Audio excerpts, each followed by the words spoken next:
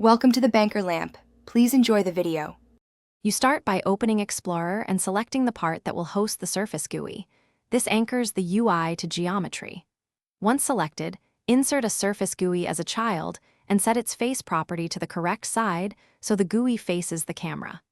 Make sure Adornee is set only when you want an explicit Adornee, otherwise use the parent part. This avoids positioning errors and keeps the GUI attached even when the part moves in-game.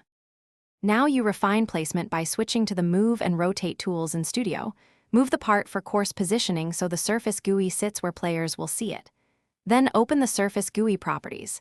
Change canvas size, studs per pixel, and pixel offset to fine-tune spacing and scale.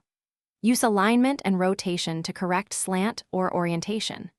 Once done, test in play mode because local camera perspective affects perceived placement. Finish by testing the Surface GUI in both play and server modes to ensure behavior matches multiplayer contexts.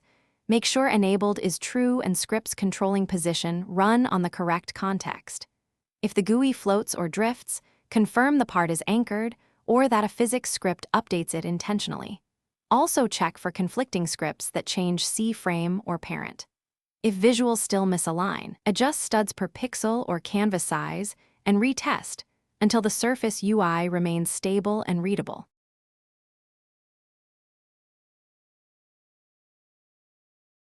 Thanks for watching. If this was helpful, leave a like and consider subscribing. See you next time.